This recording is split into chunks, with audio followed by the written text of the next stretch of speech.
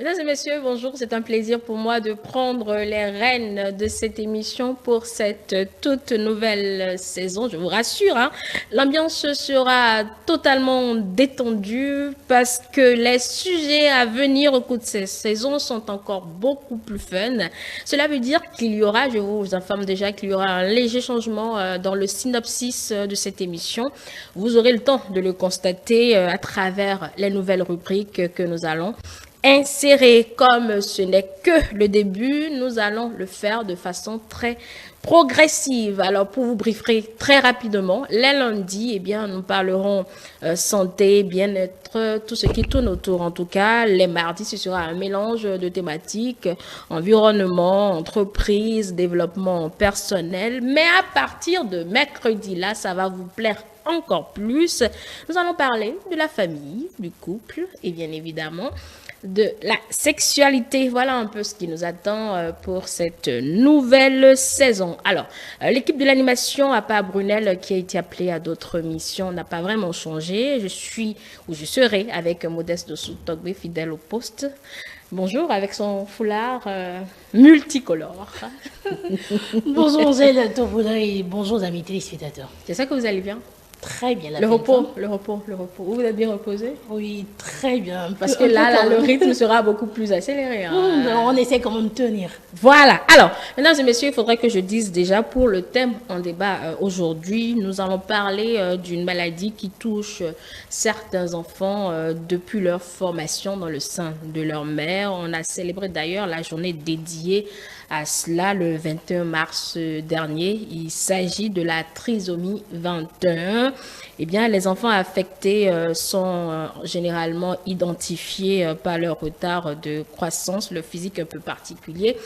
Les causes de ce mal nous seront expliquées tout à l'heure par docteur Félicien Edon. Et comme vous le savez, quand on entend en enfant, on s'attend bien évidemment à avoir un bout de chou entre griffes normales. C'est donc toujours un choc pour les parents de prendre leur enfant et de constater qu'il a une malformation. Eh bien, comment accepter ce choc et surtout comment accepter cette maladie de son enfant et comment vivre avec, pour quel accompagnement psychologique. Nous aurons le consultant maison, Monsieur André Alirono, qui est psychologue clinicien. Il va nous expliquer cela tout à l'heure. Nous avons également aujourd'hui la chance d'avoir avec nous une mère qui a vécu cette expérience, qui d'ailleurs continue de la vivre parce qu'elle a un enfant de ce type, enfin qui a ce type, qui a cette maladie-là. Comment donc cela se passe? Elle va nous raconter un peu son expérience au cours de cette émission. Et c'est d'ailleurs une grande sœur. Il s'agit de Madame Marceline Merinto. Elle va tout nous dire. Et enfin, le dernier invité de ce plateau, il s'agit de Mireille Adjenda.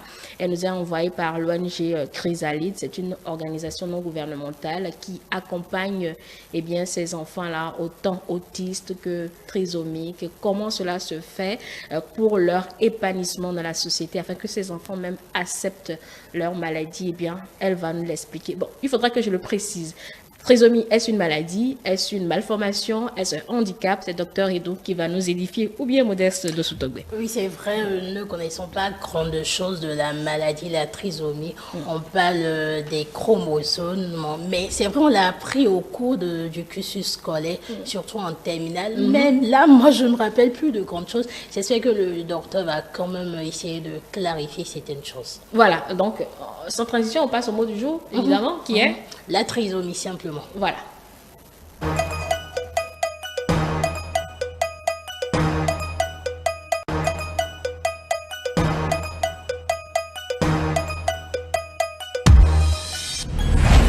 Alors, amis téléspectateurs, Angèle Toboula, la trisomie déjà qui s'écrit T-R-I-S-O-M-I-E,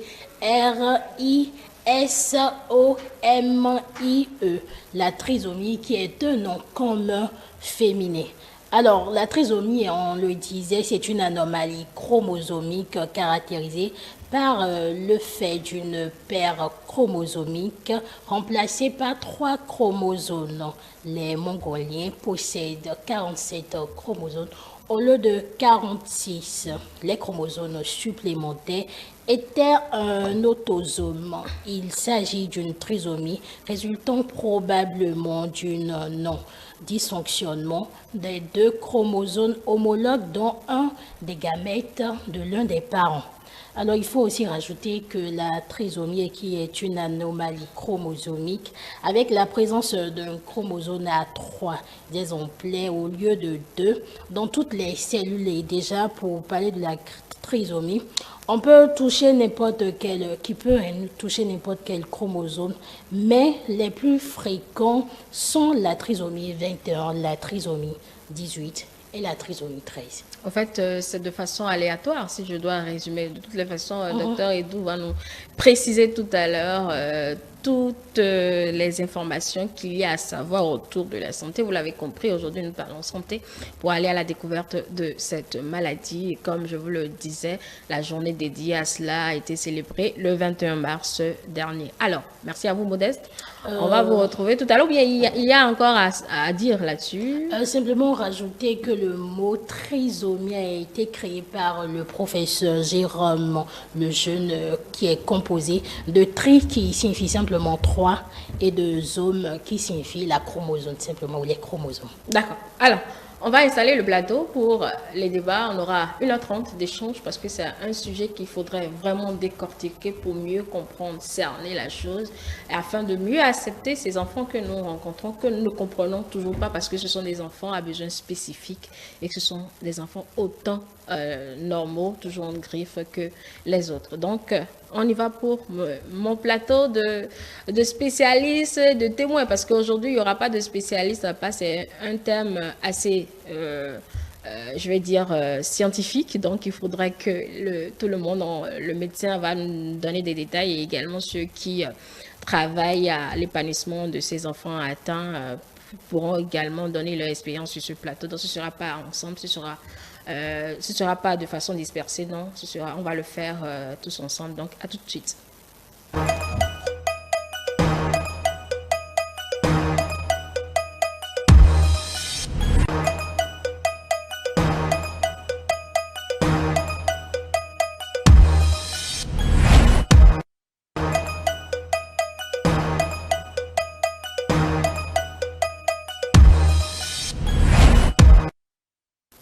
Tout sur la trisomie ce matin. Mon équipe est au complet. Je vais vous présenter donc mes différents invités. Docteur Félicien et donc on ne présente plus.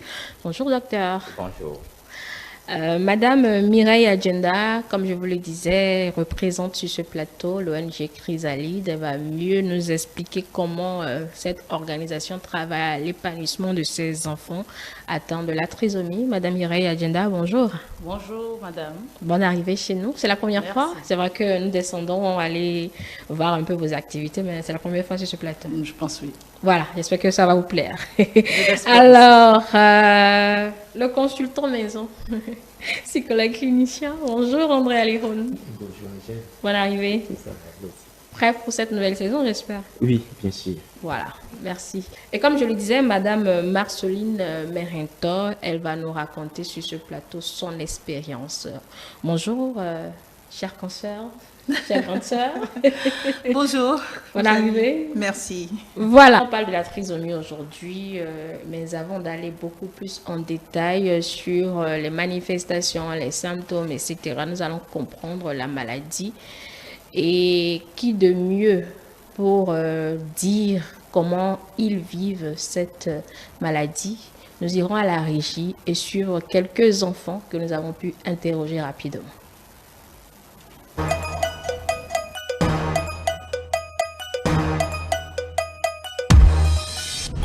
Je m'appelle Anna Conforia. Esaïe Emaine. Nkukan. Nkukan.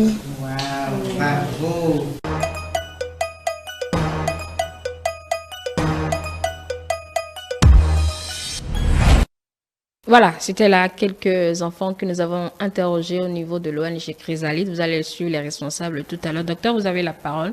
Dites-nous tout sur la trisomie 21. C'est quoi concrètement? Merci pour le sujet, surtout la journée qui marque toujours la journée des enfants trisomiques. Si on doit définir la trisomie, on va dire simplement que c'est une maladie génétique qui est non héréditaire et due à une anomalie des chromosomes. C'est-à-dire, normalement, l'être humain a 46 chromosomes divisés en 23 paires. Et il y a 26 autosomes et puis 2 gonosomes qui marquent le sexe de l'intéressé. Maintenant, il arrive qu'au niveau des paires, qu'il y a une anomalie et qu'il y a un chromosome qui vient s'ajouter à ces chromosomes. Là, ça va créer une anomalie, ça va devenir 47 dans les cas de trisomie. Et quand ça va se retrouver à la 21e position, on va dire que ça fait trisomie 21. Donc, il faut comprendre simplement que c'est une maladie génétique due à une apparition de façon surnuméraire d'un chromosome à la position 21 et qui va modifier forcément le génome de l'intéressé avec des signes, avec des aspects particuliers qui vont accompagner cette anomalie. Donc, c'est une maladie et non un handicap. Enfin, il faudrait qu'on situe déjà pour que je sois sûr de l'expression employée. Si on doit faire, est-ce que c'est un handicap, est-ce que c'est une maladie? Si on va dans le sens que la maladie, c'est une altération de certaines fonctions de la santé normale et qu'on voit les répercussions que cette anomalie génétique apporte sur la face ou l'intellectuel de la personne, on peut dire que c'est une maladie mais génétique. D'accord. Donc, c'est entre les deux, c'est ça? Oui, on peut se retrouver entre les deux. Donc, entre les deux. Donc, si je dis un handicap, je n'ai pas encore tort.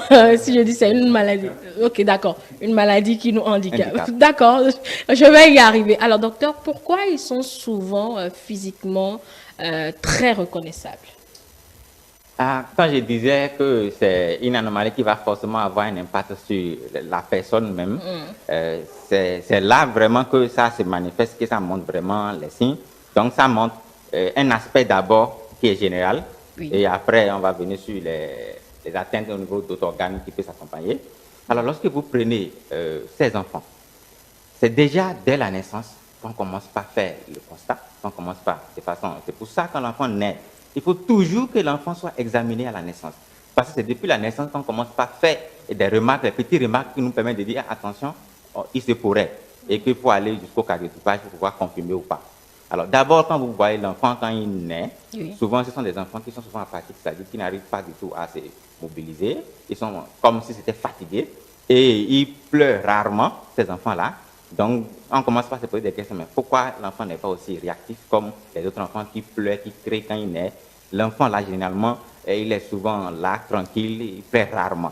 Quand on commence par voir ça, on commence par se dire, attention, est-ce que ce n'est pas une anomalie qui est à l'origine? En dehors de ça, vous voyez, quand les enfants naissent, ils sont souvent toniques, quand on les prend, mais généralement, ces enfants, quand vous les prenez, ils sont souvent un peu ramollis, de toute façon. Donc, on a l'impression qu'ils sont un peu hypotoniques. Et on commence par se poser également des questions. C'est vrai qu'il y a d'autres anomalies qui peuvent vous donner d'autres impressions à la naissance, qui peuvent donner ça. Mais quand il n'y a pas ces différents critères-là derrière, que c'est naturellement comme ça, l'enfant est comme ça, on commence par se poser des vraies questions pour pouvoir immédiatement identifier et diagnostiquer ça dès le plus petit pour une meilleure prise en charge et pour un meilleur accompagnement pour cet enfant. Alors, lorsque je continue également, et puis arriver que dès la naissance, que le visage de l'enfant se sent, on voit comme si c'était plat. Vous voyez que le nez sort de façon saillante. Mais dans les cas de trisomie 21, on voit que le nez, l'espace, l'arrêt du nez là, devient beaucoup plus plat. Là, on commence pas à se dire attention, est-ce que ce n'est pas un aspect, un faciès trisomique? Il faut encore chercher d'autres éléments qui l'accompagnent pour pouvoir mieux asseoir. Mais il peut arriver que ces enfants-là, à la naissance, ne présentent aucun signe évident. Et que c'est au fur et à mesure qu'ils grandissent, qu'ils commencent par développer ces facettes trisomiques. Et qu'il faut au fur et à mesure, c'est pour ça aussi c'est très important quand l'enfant commence par grandir, il faut des consultations chez les pédiatres. Et au fur et à mesure que l'enfant grandit, on suit le développement psychomoteur de l'enfant, on suit les examens systématiques des nourrissons sains, ce qu'on n'a pas généralement l'habitude dans nos contextes africains, je vais dire, parce que les enfants, quand on dit que l'enfant va bien, on n'a pas besoin d'aller à l'hôpital. Alors que pourtant c'est le moment de consulter, pourquoi on appelle ça consultation des nourrissons sains.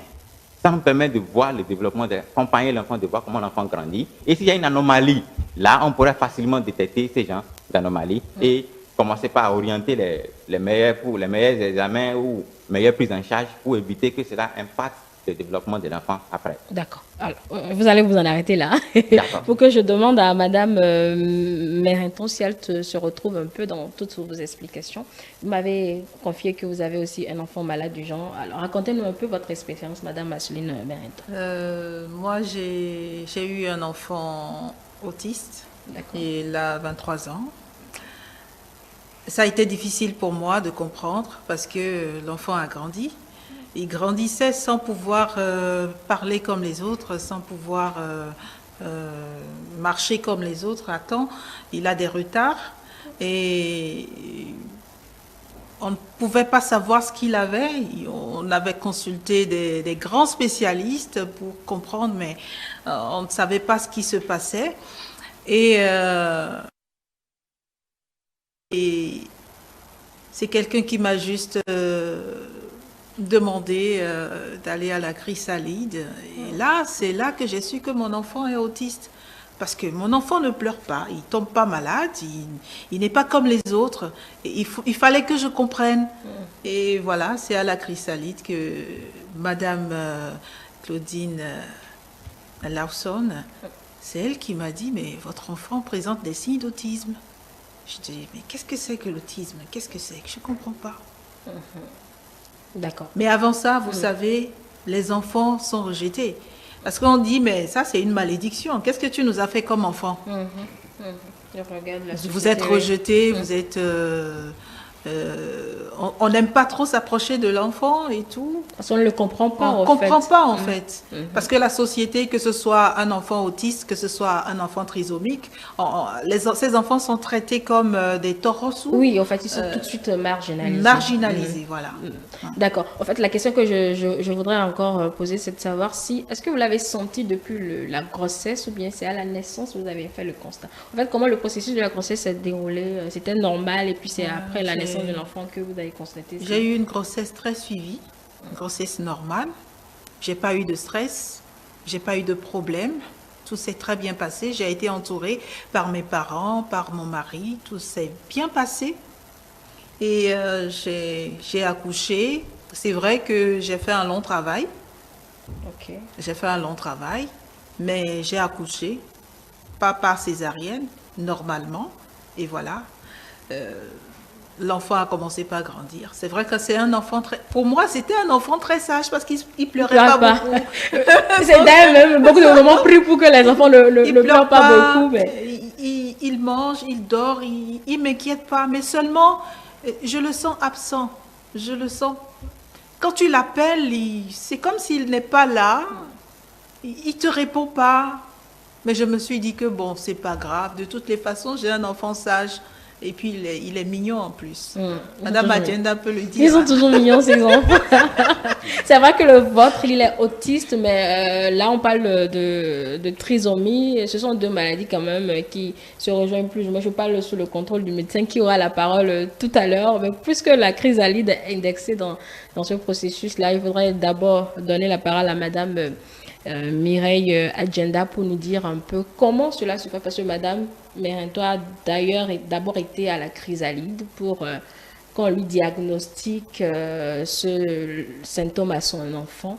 Est-ce à dire que vous faites dans du diagnostic jusqu'à l'accompagnement pour que l'enfant grandisse? Comment ça fonctionne chez vous, organisation non gouvernementale qui travaille donc à l'épanouissement de ces enfants, qu'ils soient trisomiques, autistes et tout le reste?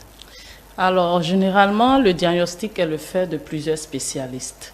Ce n'est pas l'apanage d'un seul spécialiste. C'est-à-dire quoi, les parents, quand même, pendant le développement de l'enfant, dans son développement psychomoteur, dans sa croissance, dans ses aptitudes, dans ses capacités, ils se rendent compte qu'en fait, l'enfant n'arrive pas à faire certaines choses selon l'âge. Et donc, quand cela arrive, les inquiétudes commencent quand même déjà à naître. Lorsque l'inquiétude arrive à un stade où ils se disent « mais non, mon enfant ne devrait pas être à cette étape, à cet âge », ils commencent à consulter le médecin. Le médecin qui est consulté est censé leur dire, voilà, par rapport au développement normal d'un enfant, votre enfant à vous est à ce stade. Et donc, les retards ou les aptitudes qui ne sont pas encore présentes peuvent s'expliquer par telle raison.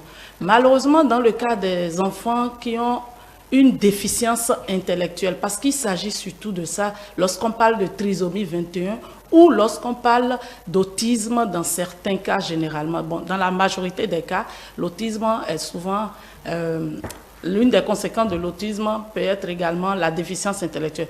Donc, dans le cas de la trisomie 21, le parent aurait été plus à l'aise d'accompagner son enfant si très tôt on lui avait dit qu'il s'agit de telle altération chromosomique qui a pour conséquence de modifier le développement de l'enfant, de modifier les acquisitions intellectuelles, de modifier les acquisitions dans le développement moteur, dans le développement cognitif, dans le développement affectif. Et donc, le parent, il n'a pas cette information.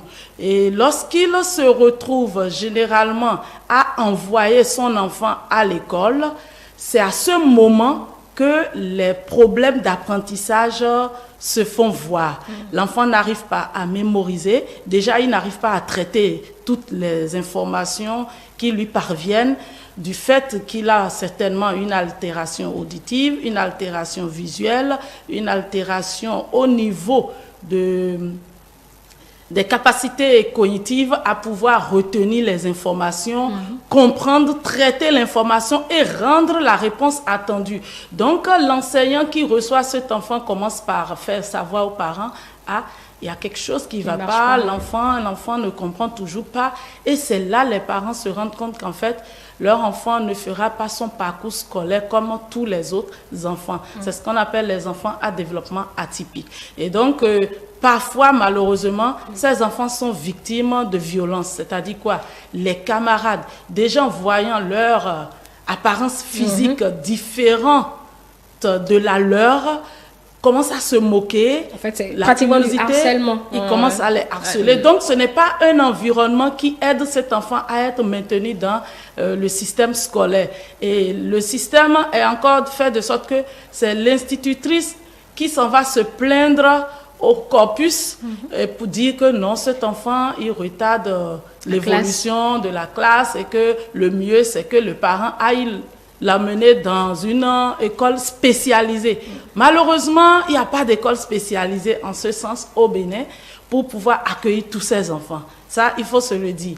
Donc, c'est de là que les centres comme la Chrysalide, qui ont vu le jour, accueillent ces enfants-là parce que les parents, de bouche à oreille, ont pu entendre de la part de quelqu'un que moi, je connais un centre et ils accueillent ces enfants-là. Ils font des activités avec eux en tenant compte de leur potentialité, de leur spécificité, de leur capacité et en ayant le matériel pédagogique qui puisse aider ces enfants-là à développer aussi bien ce qu'on appelle l'acquisition du schéma corporel, la latéralité, la mémoire du moment où on leur permet quand même de retenir quelques éléments simples parce qu'il faut éviter tout ce qui pourrait être complexe, de développer la motricité globale et fine, de pouvoir développer leur autonomie. C'est-à-dire être en mesure de s'habiller, de choisir ses vêtements, de porter ses chaussures, de pouvoir choisir le type d'aliment qu'il adore, de pouvoir dire oui, je préfère sortir ou je ne vais pas sortir, parce qu'on ne donne pas souvent à ces enfants-là la chance d'avoir cette autonomie. Donc, c'est ce que la Chrysalide, depuis 1998, où elle a été créée par Madame Claudine Lanson d'Aizo et plusieurs autres amis et parents d'enfants ayant une déficience intellectuelle se sont regroupés à mettre sur pied. La Chrysalide accompagne ces enfants-là dans tous les domaines de leur vie, au niveau de la santé, au niveau de la scolarité, au niveau de l'appareillage, parce qu'il peut arriver que ces enfants aient besoin d'être appareillés s'ils ont des problèmes orthopédiques. D'accord. Alors, vous avez été très prolixe là-dessus. Vous allez revenir tout à l'heure. Docteur, André Alironou, j'allais dire, comment on accepte ce choc psychologiquement? C'est pas aisé, hein, quand on tombe enceinte, quand on suit sa grossesse, comme Madame Menton l'a dit tout à l'heure, de façon très normale, on s'entend avoir un enfant de griffe normale, mais quand peut-être que l'enfant est diagnostiqué à la naissance, c'est forcément au prime abord un choc. Comment elle accepte? Elle va me le dire tout à l'heure si ça a été un choc pour elle, rassurez-vous. Mais moi, je suppose, hein, étant une femme aussi, je suppose que c'est compliqué d'accepter cela. Comment accepter cet handicap de son enfant? Merci beaucoup, André. Je pense que la question est très pertinente. Et ça me réjouit parce que souvent, c'est dans ce sens-là qu'on prend la question. Comment, moi, en tant que parent, j'accepte le choc? Et on oublie la victime. Comment l'enfant accepte le choc? Bon, lui, il est un peu parce que enfant. pour lui, je vais peut-être prendre un exemple tout à l'heure, on va voir qui est plus choqué. Est-ce vous, parent, ou l'enfant? Mais comme les prédécesseurs l'ont dit, hein, dans le développement, il faut comprendre tout simplement, je vais revenir sur un fait capital. Oui. On a dit c'est une maladie.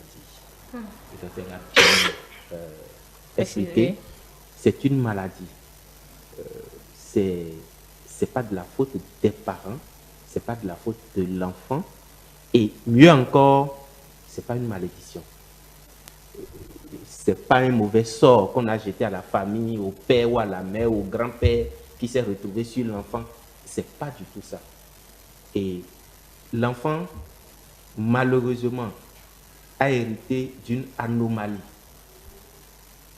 Il a besoin d'être accompagné. Comment on accepte le choc? C'est déjà que les parents se mettent à l'école de la compréhension. C'est-à-dire? C'est-à-dire qu'ils se renseignent, qu'ils apprennent sur, j'ai envie de dire, le problème. Ce qui m'arrive, qu'est-ce que c'est? Et Madame Mentor peut-être va nous démentir tout à l'heure, mais dès qu'elle a eu plus accès à l'information, qu'elle a compris ce que son enfant vivait, je crois qu'elle a mieux trouvé les moyens de l'accompagner. Parce que le problème se trouve là. Tout à l'heure, la collègue Mireille disait que l'enfant est victimisé, maltraité, marginalisé, tout ce qu'on veut, dans son milieu scolaire, j'ai envie de dire aussi dans son milieu familial. Souvent pour les mamans, encore que pour celles que j'ai vues, c'est pas facile à accepter. On s'irrite très facilement. Mais on se dit même quand les contextes sociologiques se mélangent dedans, on se dit même que c'est certainement la maman a fait quelque chose, que c'est la répercussion. C'est pour ça que je suis revenu sur le fait que ce n'est pas une maladie, c'est pas, pardon, c'est pas une malédiction. Il faut totalement sauter ça dans la tête. Il faut enlever ça totalement de la tête et savoir que cet enfant que j'ai envie de dire, excusez-moi beaucoup, faut pas aussi, on va peut-être apprendre à dire, c'est pas que c'est pas un enfant anormal, c'est pas un enfant anormal, c'est un enfant normal. Normal dans son monde. Ça, il faut qu'on apprenne à se le dire. Il est normal, il a hérité d'un patrimoine génétique. On est tous là. En quoi je suis plus normal que madame? En quoi je suis plus normal que vous? On n'a pas les mêmes patrimoines. Il a aussi son patrimoine. Donc, c'est à nous de nous mettre à son niveau pour pouvoir décoder sa communication et nous mettre en relation avec lui.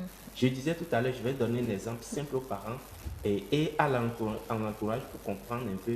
C'est comme si on prend un nouveau-né, un enfant, un nouveau-né, un bébé, et puis à peine 6 mois, 8 mois, on va le jeter dans la jungle au milieu des animaux. Les premiers animaux qui vont s'approcher de lui vont être les animaux bébés. Sans filtre, rien, que ce soit lionceau, quoi, ils vont s'approcher et jouer avec. Mais les animaux adultes, poussés par leur curiosité, vont être agressifs. Pour ceux qui vont en voir une menace. Et c'est exactement la même chose qui se passe avec nous. Parce qu'on voit quelque chose de nouveau, on ne prend pas la peine, en tant qu'être humain, de comprendre. Et ça, malheureusement, ça part des parents géniteurs. C'est là le choc. Parce qu'il ne prend pas le temps lui-même d'observer, d'écouter, mais tout de suite, comme ce n'est pas ce que j'attendais, comme ce n'est pas comme pour les autres, mais en quoi pour toi va être comme pour les autres? Donc, on parlait tout à l'heure et j'ai bien apprécié le développement de Mireille qui disait on leur apprend à être autonomes. Et ça veut dire que ces enfants, s'ils sont suivis de façon spécifique, comme nous tous d'ailleurs, ils vont avoir leur autonomie, ils vont avoir une certaine manière de communiquer, ils vont avoir leur sens relationnel de vie et ils vont pouvoir quand même être à leur manière utiles à la société, à leur famille. C'est vrai qu'il y a des cas vraiment exceptionnels où voilà, ils sont totalement cloués dans une chaise ou alités, etc. Mais bon, dans ces cas-là, on peut dire exception. D'accord. Mais pour ceux qui ont encore le sens de la vie, qui marchent encore, qui ont des expressions, il faut qu'on apprenne à communiquer avec eux. Donc, si je comprends, pour l'accepter, il faut chercher à comprendre. Il faut écouter, il faut chercher à comprendre. Et là, on s'oriente vers peut-être les spécialistes qui vont mieux vous expliquer le mal dont souffre votre enfant. Le plus grand appui, le plus grand accompagnement vient du milieu familial. Oui. C'est d'abord Donc, c'est pas que en fait, la charge de la mère, parce que tout repose finalement sur elle. Il faut beaucoup de patience certainement pour supporter, pour accompagner ces enfants-là. Parents, enfants. Moi, j'ai vu un cas tout dernièrement où celle qui communique le mieux avec la fille, c'est sa soeur. Il y a des cas comme ça. C'est pas la mère, c'est pas... Et tous sont là, hein. Mais celle qui la comprend mieux, qui souvent est en conflit avec elle d'ailleurs, mais qu'elle aime plus que tout, c'est sa soeur, c'est sa grande soeur. Donc, c'est pas une charge de maman parce que c'est elle qui a porté une grossesse de 9 mois qui nous a sorti ça, excusez-moi, hein, qui nous a sorti ça. Donc, papa se désengage, c'est à elle de s'en occuper, et puis ça devient encore pour elle une autre charge, un autre poids psychologique et difficile pour elle, parce que déjà, le premier choc, peut-être madame va me démentir, hein, c'est que si je fais encore un autre, est-ce que ça va pas être le même cas? La femme porte déjà ça.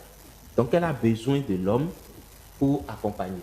Et quand tous, on comprend, et que les enfants, d'abord, je reste dans le cercle familial, les enfants accompagnent et acceptent leur soeur. J'ai dit tout à l'heure, dans un milieu, dans une jungle, c'est les bébés animaux qui vont venir vers l'enfant pour jouer avec. Donc, quand les enfants l'acceptent, acceptent, comprennent et vivent avec, jusqu'à ce que même aussi commencent par écouter la société pour dire votre soeur ou votre frère n'est pas normal, il ne mange pas bien, il a aimé, etc.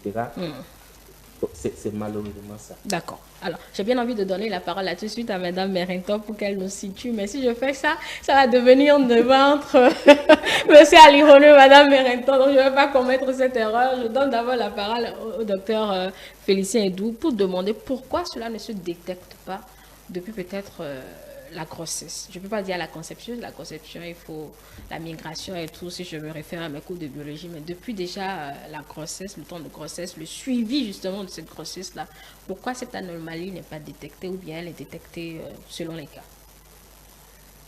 Merci pour la question, parce que c'est là tout le problème est parce que c'est dès la conception que toute l'anomalie est déjà en place. Alors, comment faire pour détecter à temps, je vais dire, vous savez, il y a des facteurs de risque, peut-être qu'on va y revenir plus tard, qui peut-être contribuer à l'apparition de ces malformations. D'accord.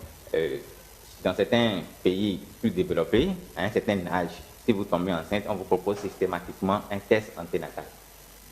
C'est-à-dire pour évaluer les risques de malformation de ces enfants, parce qu'on sait qu'à un certain âge, il peut y avoir une malformation. Qui est quel âge? Rassurez-moi là tout de suite. Qui est quel âge? Qui est quel âge? Ah, bah, je suis sûre qu'il y a plusieurs téléspectateurs qui c'est à partir de 40 ans, mais généralement on dit qu'à partir de 35 ans, généralement le langage médical c'est grossesse tardive. À partir de 35 ans, on considère que c'est une grossesse tardive. Donc à partir de 35 ans, on peut se dire déjà que des anomalies peuvent déjà commencer par se manifester. Autant chez l'homme que chez la femme ou bien chez la femme? Oui, autant chez l'homme que chez la femme, mais particulièrement chez la femme, l'ovaire que la femme donne à ces âges qui avancent, qui s'approchent progressivement de la ménopause, ne sont plus les compositions ne sont plus comme cela se devait. Et alors, il y a possibilité, facilité pour qu'il y ait une aberration dans l'expression de ces différents gènes au niveau de la femme. Donc, ça va participer. Donc, dans certains pays comme la France, par exemple, à un certain âge, on vous propose déjà de faire les carotypages là, par l'amniosynthèse directement. En tout cas, on propose. Ça existe au Bénin? pas vraiment. Ça peut mais exister si ou quelqu'un cher, demande, mais ça existe. ça existe, oui. Les carotypages existent. Donc, il va falloir que la personne même...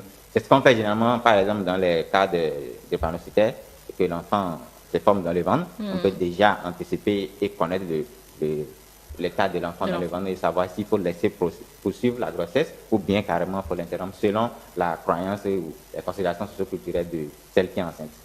Donc, c'est la même chose qui se passe au niveau de trisomie. On peut déjà, en anténatal, détecter cette anomalie parce que c'est déjà dès la conception que cette anomalie est déjà en place. On peut déjà le faire par le carotypage, par l'amniosynthèse directement pour pouvoir savoir si effectivement l'enfant est infecté. Mais on n'aura pas de signes chez la femme enceinte. Il n'y en aura pas. Parce qu'elle va porter la grossesse normalement, elle va suivre la grossesse normalement jusqu'à terme et elle va accoucher. Mais à quoi servent alors les échographies? Parce qu'on peut être frustré de dépenser autant dans le suivi de la grossesse et voilà. Oui, et il y a à quoi servent nos échographies que nous faisons, docteur? Bien sûr, il peut je ne veux pas m'en prendre en vous, mais là... oui, c'est vrai, parce que c'est vraiment aussi une question pertinente, parce que si on dépense et qu'on suit la grossesse, qu'on n'arrive pas à détecter ça, mais la question, d'abord, on peut arriver à avoir des signes indirects, je vais dire, au niveau des échographies, à un certain âge avancé de la grossesse, parce que ce n'est pas pendant que l'enfant est tout petit qu'on peut déjà identifier certaines anomalies, malformations. Déjà, il faut que l'enfant, le fœtus, l'embryon commence à grandir pour pouvoir voir l'apparition, l'expression de ces malformations-là. J'ai dit tout à l'heure que l'enfant peut naître même sans malformation évidente et que c'est au fur et à mesure qu'il grandit qu'il développe ces malformations. Maintenant, la question est, si on vous dit que votre enfant est trisomique pendant plus de 20 semaines d'aménorrhée, quelle sera votre réaction? Et puis ça va être au conditionnel. Le médecin va être au conditionnel. Au conditionnel. Alors, dites-moi, dans nos contextes actuels africains, béninois, avec nos contextes socioculturels, avec toutes nos croyances qui l'accompagnent, qu'on va vous le dire pendant la grossesse, qu'est-ce qui va se passer? C'est la grande question. Bon, il y a un délai pour faire une interruption. Si le délai est passé, c'est que l'enfant naîtra forcément. Peut-être, sinon, si le délai n'était pas passé, je pense que la mère voudrait, hein, mais d'autres peuvent accepter de faire leur enfant normalement. C'est au choix de... Si on veut suivre le processus, le délai va passer. Parce que le médecin va s'assurer au maximum avec toute la panoplie de tests qu'il faut et ça va prendre du temps. Et quand vous allez avoir l'information, c'est déjà un être humain qui est constitué, donc il faudra qu'il naisse, forcément. Oui, vous continuez votre développement. Donc voilà un peu ce qui cause le problème. De la même façon avec les drépanocytaires, il y en a des gens, peu importe que vous faites les tests en anténatal et que vous dites que c'est hémoglobinopathe, il ne faut pas accepter d'enlever.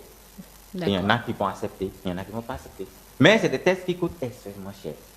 Les carotypages, ce n'est pas à la hauteur, à la portée de tout le monde. Oui. Donc, il faut parfois l'accompagnement peut-être des ONG ou l'accompagnement gouvernemental pour pouvoir aussi amoindrir les coûts pour ceux-là qui sont intéressés à faire ce genre de tests en anténatal pour permettre de savoir si les enfants se portent bien. Parce que ce n'est pas les seules anomalies qu'on pouvait détecter déjà en anténatal. On peut pas profiter pour découvrir d'autres anomalies qui s'associent. Donc, voilà un peu ce qui fait que pendant la grossesse jusqu'à l'accouchement, ça pose un petit problème pour pouvoir vraiment identifier si l'enfant est trisomique ou pas. Et si l'enfant est trisomique, quelle est l'attitude des parents. Voilà, justement. Madame Merento, quelle a été votre réaction à vous quand on vous l'a dit, quand Chrysalide vous l'a diagnostiqué? Quelle a été votre réaction? Le mot m'était vraiment étranger. Je me dis, mais autisme, c'est un joli nom. Mais pourquoi? Qu'est-ce qui se passe? Je suis rentrée chez moi, j'ai pris mon ordinateur, j'ai commencé par rechercher. Qu'est-ce que c'est? Qu'est-ce que j'ai pu faire pour que l'enfant puisse vivre ça? Mon enfant va-t-il s'en sortir? Est-ce qu'il pourra un jour être comme les autres? Est-ce qu'il pourrait aller à l'école? Est-ce qu'il pourra être comme j'avais souhaité quand il était dans mon ventre? Parce que c'est forcément, vous êtes fait un film de comment l'accueillir, comment vivre avec lui, comment l'accepter, comment l'introduire dans votre famille et tout. Et vous voyez tout cela, je ne vais pas dire c'est le noir en pleine journée, mais c'est quand même difficile. C'était difficile, pas pour moi. D'accord. Parce que moi, mon enfant, j'ai commencé par l'aimer depuis que je l'ai accouché. Et le fait qu'il soit autiste n'a pas arrêté cet amour que j'ai pour mon enfant.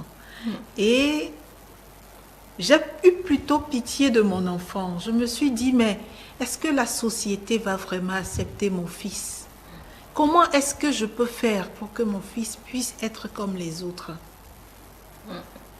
Et puis, mon fils a commencé par grandir, mais il n'est pas accepté des autres. Jusque-là? Bon, aujourd'hui, c'est beaucoup mieux. Aujourd'hui, bon, vous savez, en tant que parent, c'est l'image que vous envoyez de votre enfant que les autres ont de votre enfant. D'accord. Lorsque vous mettez, vous culpabilisez, vous montrez que ouais, j'ai un enfant comme ça, qu'est-ce que j'ai fait pour mériter ça? Mais la société va vous pointer du doigt. Ah ouais, c'est vrai, hein, elle a fait quelque chose, elle a eu un enfant. Mais lorsque vous avez le courage de sortir avec votre enfant, de ne pas laisser l'enfant dans les arrière-cours, de sortir avec votre enfant, d'être fier de votre enfant et de dire, je suis fier de mon fils. Moi, j'emmène mon fils à l'église. À des moments donnés, on me demande de sortir mon fils quand il commence pas à crier. Je dis, mais non, on n'est pas venu pour vous ni pour le prêtre. On est venu pour Jésus. Alors allez voir Jésus et dites-lui qu'il vienne nous chasser. Alors qu'il a dit, laissez les enfants venir à moi. Oui. Donc c'est sûr que la réponse, elle est connue, vous restez dans votre église. C'est l'image que vous donnez. Oui, moi, partout où je passe avec mon enfant, c'est avec les câlins, c'est avec les bisous. Si bien que mon enfant, d'une manière ou d'une autre, tu ne peux pas ne pas aimer mon fils. Pour l'amour que je donne à mon fils, pour les câlins que je lui donne, tu ne peux pas ne pas l'aimer. Et c'est vrai qu'au début, sa sœur était plutôt réticente. Elle ne veut pas amener les camarades à la maison. Je lui ai expliqué que c'est nous qui allons donner l'image que les autres auront de son frère. Et on a essayé. Et je pense que ça a marché. Avec beaucoup de conseils de Mamdi, qu'on appelle affectueusement Madame Daïso, qu'on appelle affectueusement Mamdi, avec beaucoup de conseils d'elle, j'y suis arrivée. Mon fils a 23 ans et je n'aurais pas pu rêver autrement. Je remercie Dieu de me l'avoir donné parce que ce fils m'a montré, il m'a montré l'amour, il m'a montré la patience, il m'a tellement donné. Et aujourd'hui, je peux donner beaucoup d'amour.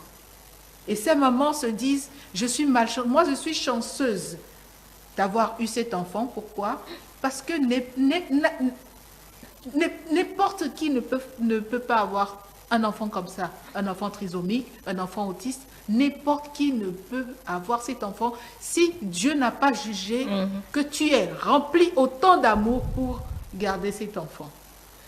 Donc, je me dis toujours, les femmes qui ont des enfants autistes, les femmes qui ont des enfants trisomiques et autres, c'est les parents. Bon, c'est des reines. Parce que, non, vous savez, ici en Afrique, c'est souvent les hommes.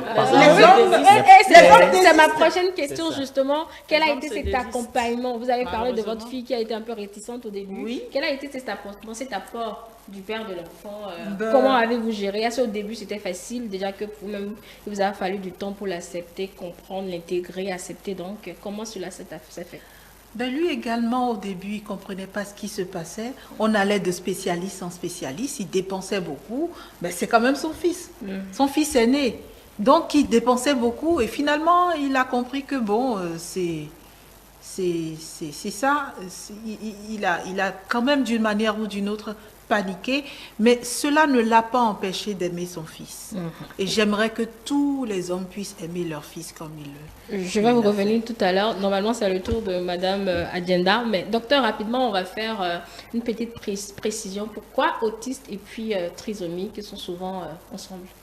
C'est vrai que ce n'est pas la même maladie, hein, mais bon, ils ont des symptômes qui se rejoignent plus ou moins. Oui, c'est dans l'attitude que les enfants autistes ont et l'attitude des enfants trisomiques qui se ressemblent un peu et que pratiquement on peut les mettre ensemble et faire même des activités avec eux. Donc c'est dans l'expression de les maladies qui fait que les deux se ressemblent à peu près au niveau des comportements, surtout intellectuels. Il faudrait que les téléspectateurs comprennent donc cette précision. Alors, Madame Mireille Adjenda, comment vous arrangez? Parce que ça doit être vraiment un gros travail. Comment faites-vous pour déjà permettre à ces parents d'accepter leurs enfants tels qu'ils sont et que ces enfants aussi comprennent leurs différences et n'en fassent pas une problématique majeure, mais plutôt en fassent une spécialité, une particularité de leur être pour pouvoir continuer à travailler dans la société? Alors déjà, le parent, au constat de ce qu'il y a quelque chose qui ne va pas vraiment dans le développement de son enfant, se pose beaucoup de questions. Et c'est toujours apaisant pour les parents de s'entendre dire, ne serait-ce que voilà de quoi il s'agit. Ah, on soupçonne votre enfant d'avoir ce qu'on appelle l'autisme. On soupçonne votre enfant d'avoir ce qu'on appelle la trisomie 21, ou on soupçonne votre enfant d'avoir l'infirmité motrice cérébrale. Parce que, il faut l'avouer, ils vont chez plusieurs spécialistes sur place, dans leur connaissance, ou même des gens qui leur ont été recommandés, de grands professeurs, qu'on m'excuse de le dire, qui n'arrivent pas à sortir, ne serait-ce qu'un soupçon de diagnostic pour apaiser les parents. Cela pourrait au moins leur permettre d'aller mieux se renseigner. Lorsqu'un parent, quand même, se fait entendre que il pourrait s'agir de trisomie, aujourd'hui, on a accès à l'information. Dites aux parents, voilà de quoi il s'agit. On parle d'altération chromosomique. Lors de la répartition, au lieu d'avoir 2 par paire des chromosomes, votre enfant, au niveau de la 21e paire, a hérité d'un chromosome supplémentaire. Et ce qui fait que dans la croissance, comme on le dit, le manque nuit, mais l'excès également nuit. Donc, dans la croissance, ça va poser quelques problèmes et qu'il faut surveiller la santé de l'enfant parce que ça pourrait avoir pour conséquence des problèmes cardiaques, des problèmes neurologiques, des problèmes visuels, des problèmes auditifs. Et donc, cet enfant doit pouvoir être surveillé sur le plan sanitaire.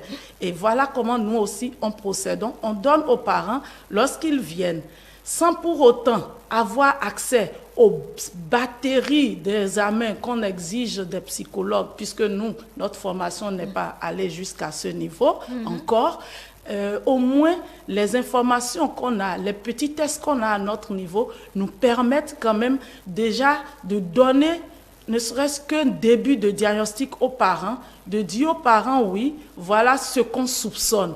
Alors, allez vous renseigner parce que le parent est le meilleur observateur de son enfant. Absolument. Le parent qui vit avec son enfant connaît mieux les signes qu'il a vus, observés, que l'enfant a manifesté que vous, le spécialiste. Donc, dites aux parents d'aller donc lire et ça lui permet de voir à peu près de quoi il s'agit. Lorsque le parent ne peut pas lire, faites-lui voir. Lorsque votre enfant réagit de telle manière, c'est à cause de telle chose.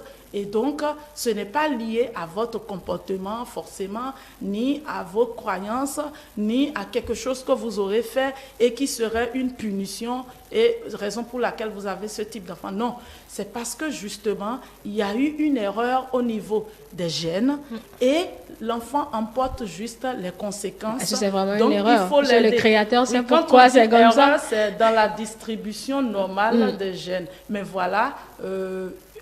quelque chose s'est passé quand même et puis c'est arrivé. Quelque chose est arrivé et puis c'est pour ça, nous, de notre côté, de notre point de vue humain, on dit c'est une erreur parce qu'on ne s'attend pas forcément à cela. On a tout un rêve, on veut voir son enfant sortir de l'école, avoir ses diplômes, devenir médecin, devenir géographe, devenir historien, devenir archéologue, etc. Pourquoi pas président de la République? Voilà. Ouais. Donc, voilà, on vous dit que non. En fait, votre enfant, parce que ce qui est essentiel et qu'on dit aux parents, c'est que votre enfant aura du retard dans les acquisitions, dans les apprentissages. Évitez de vous mettre en tête qu'il ne le fera jamais. Parce que vous mettre en tête qu'il ne le fera jamais, c'est déjà vous mettre dans la prédisposition de ne pas attendre de lui quelque chose. Ce qui est mauvais pour cet enfant et pour le parent. Il faut toujours rester dans l'attente que l'enfant fera. En fait, le retard n'a pas de délai, c'est ça? C'est l'enfant qui décide en réalité. Non, pas l'enfant qui décide. C'est-à-dire quoi? Lorsque l'enfant doit s'asseoir, à quel âge, selon la fourchette, on nous dit qu'un enfant peut s'asseoir? Dans une fourchette de 3 mois à 7 ou 8 mois, on nous dit qu'un enfant qui n'a aucun problème peut déjà s'asseoir. Le maintien du cou, déjà à 3 mois, on doit pouvoir l'observer. Et donc, c'est tout un processus. Lorsqu'il arrive que l'enfant à 1 an n'arrive pas à s'asseoir, On parle de retard. Il peut s'asseoir à 2 ans, à 3 ans. Un enfant qui, à 3 ans, n'arrive pas encore à marcher, soit il peut arriver à marcher à 5 ans, à cause de l'immaturité de ces cellules qui font que ça prend du temps pour que ces compétences puissent s'installer. Ou parfois, ça peut ne pas arriver. Ça, il y a des cas où ça peut ne pas arriver, mais on aide les parents à se rendre compte que voilà, il faut vous attendre à telle chose, mais ça ne veut pas dire que l'enfant ne va jamais faire ou l'enfant ne va jamais acquérir ces compétences-là. Les acquisitions seront lentes, les apprentissages seront lents, ça ne va pas suivre le cours normal des choses si l'enfant était né sans cette aberration chromosomique. Mais il va le faire dans son rythme, en respectant son rythme, en lui donnant l'environnement stimulant, l'environnement affectueux, l'environnement sécurisant qu'il faut pour lui permettre quand même d'acquérir les bases. Les bases, c'est-à-dire l'autonomie. Un enfant, à un certain âge, doit pouvoir quand même s'habiller, manger tout seul. Mais si vous vous retrouvez à 20 ans, l'âge de naissance, à donner à manger à cet enfant, c'est que vous-même, vous n'êtes pas autonome. Donc, il faut très tôt commencer à apprendre à ces enfants-là à être autonomes. C'est d'abord la base. Ils sont autonomes, ils sont épanouis, ils s'insèrent mieux dans la société. Donc, ils arrivent à capter. On accepte mieux leurs différences. Parce que si vous les gardez comme des œufs, des incapables, vous en faites donc un poids pour vous-même et un poids pour la société. C'est-à-dire qu'il faut forcément que quelqu'un soit là pour le faire à leur place incessamment. Ils ont besoin d'aide, mais pas qu'on fasse toujours tout à leur place. Et c'est ça on insiste dessus pour les parents. Justement, puisque l'objectif de cette émission, c'est d'expliquer aux parents ce que c'est que la maladie et comment ils peuvent s'en sortir, bien évidemment avec les accompagnements. Je vais vous poser cette question. Est-ce que les enfants que vous suivez, notamment trisomiques à chrysalide aujourd'hui, est-ce qu'il y a peut-être un déjà qui a un niveau de retard moins? C'est-à-dire il a atteint un certain niveau de normalité entre griffes. Je ne dis pas total. Bien sûr. Je ne dis pas total. Alors, d'office, quand on parle de trisomie 21, ça s'accompagne directement d'une déficience intellectuelle. D'office. C'est-à-dire si la moyenne générale des personnes est au-delà des 55, eux, leur maximum, c'est déjà les 55. Quand on parle de quotient intellectuel, là, c'est la mesure du quotient intellectuel. Donc, nous, on évite souvent cette expression parce que dans notre contexte béninois, ça dépend du milieu de l'enfant. Si le milieu de l'enfant n'est pas exigeant sur le rendu intellectuel, l'enfant trisomique va grandir, s'épanouir et s'adapter. Parce que les apprentissages seront dans le concret, dans ce qui est dans son environnement. Il va prendre du retard, mais ce retard peut se rattraper parce qu'on n'attend pas de lui qu'il sorte médecin, qu'il sorte psychologue, qu'il sorte gestionnaire, GRH et autres. Mais on veut quoi de lui? Lorsqu'on te dit va chercher tel objet à tel endroit, qu'il soit en mesure de se repérer dans le temps, dans l'espace. Qu'il soit en mesure de reconnaître les formes, les couleurs, d'associer par taille, par grandeur, par volume, d'être capable de faire les choses de façon basique. Mais c'est quand tu arrives dans un milieu où on attend de vous une compétence intellectuelle élevée que la différence de ces enfants-là devient un poids. D'accord. Je ne sais pas si bien sûr, je c'est assez clair. C'est assez clair. Donc, ça dépend du milieu dans lequel l'enfant a été élevé, éduqué. En fait, ça dépend des attentes des parents. Madame Mérintol l'a dit, effectivement. Quand tu as entouré ton enfant du soin qu'il faut, l'image que tu en donnes, c'est cette image que la société adopte. Si toi-même, tu rejettes cet enfant, la société ne peut que rejeter ton enfant.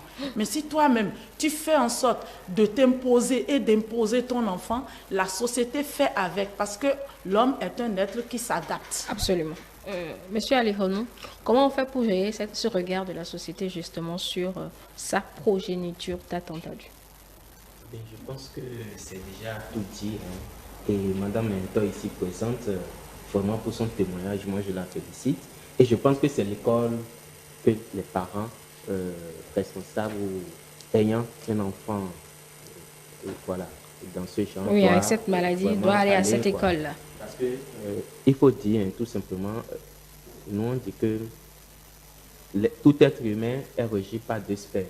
Il y a l'aspect acquisition et l'aspect inné. Donc, ici, nous sommes dans l'ordre déjà de l'inné qui va migrer vers l'acquis. Et, bon, ce que l'enfant, le bagage, j'ai envie de dire, d'ADN avec lequel l'enfant vient, ici, dans ce cadre, il n'y a rien à faire dessus. Bon, le docteur est là. Il n'y a pas d'opération postnatale pour retirer ce surplus de chromosomes. Il y en a, je vous coupe, il y en a. Il y en a pas, d'accord, là c'est clair. Vous pouvez continuer. D'accord. Donc, il n'y a pas ça.